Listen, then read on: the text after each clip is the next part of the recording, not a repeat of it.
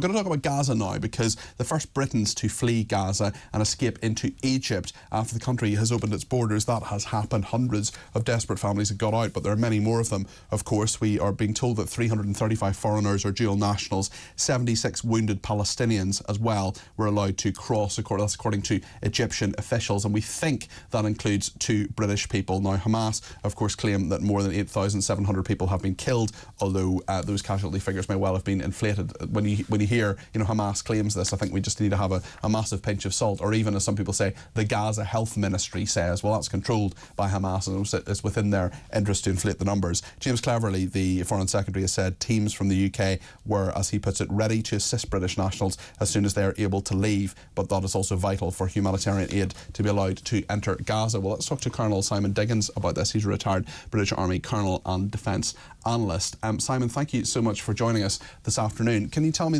presumably furious and incredibly very, very difficult negotiations behind the scenes, even to get, we don't know if there are 2 British people, but let's say for the sake of argument there are, even to get them out. This will have been an incredibly difficult thing diplomatically, politically, certainly in terms of the humanitarian side of things. Just talk how this may well have worked behind the scenes, if you would. When Hamas took the hostages, they did it for a purpose. In the past, they've swapped hostages for prisoners of war, and they've had what they might call a very good exchange rate on that. So when they took the hostages, they're obviously thinking in much the same terms, in terms of trying to wring concessions out of the Israelis, and also potentially and horribly to use them as human shields to try and prevent or slow down in some way the Israeli offensive. So therefore, the price they may be demanding for that will be very high. Against that, there'll be other people who are talking to them. And we know, for example, that the Hamas political leadership is in Qatar. Also, of course, the location of a US Air Force base. So we have this sort of slightly strange dichotomy going on within the Middle East, where you've got, if you like, opponents living in the same space. And very fine and safe for them, sitting in nice, safe Qatar, directing the terrorism that meant on the 7th of October and beyond that innocent Israelis died. No, absolutely, and then that's exactly what they're doing. But they are where they are, and I know that we had reports, for example, of the heads of Israeli intelligence talking to the Qataris, and the Qataris in the past have been helpful in terms of communication with difficult people, including Hamas. So you have got that sort of rather strange dynamic going on.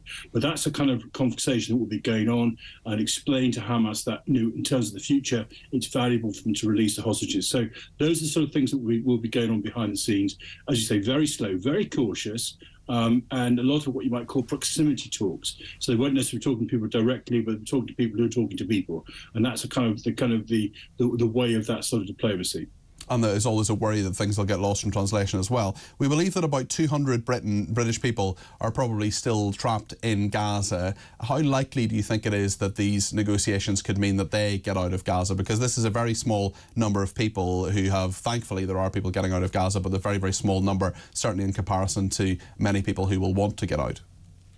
Indeed, and again, I think you would expect these to be a slow process.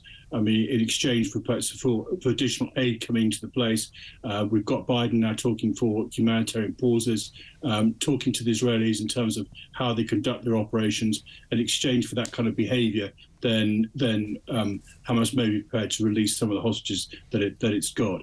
But it's not going to be a quick process. We've already heard from Israeli military leaders talking about a campaign that may take months, even according to Prime Minister Netanyahu, up to a year.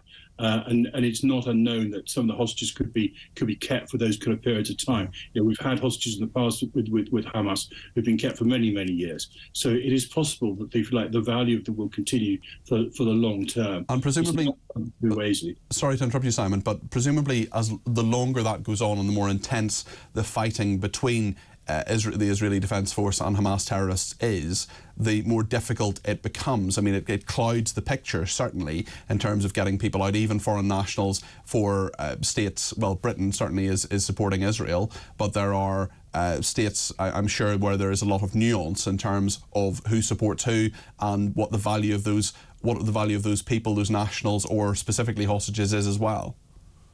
Yeah, and I think that even the countries that are supporting Israel, and I'm glad we are supporting Israel, even those countries, and led by the US, have offered words of caution to the Israelis about how they conduct their operations in terms of ensuring they stick by international humanitarian law, and they take full concern about casualties and everything that goes with that. And those are kind of words, and they are difficult words to hear, in particular for a country that's suffered the kind of trauma that Israel has had. But they are right. But of course, in terms of dealing with the hostages, it's just another very complicated dilemma that the Israeli Defense Force has got to deal with. And it is essentially, I mean, some people may find this very hard to be palatable. It is essentially rewarding to a degree, not because you want to, but kind of because you have to, what Hamas has done.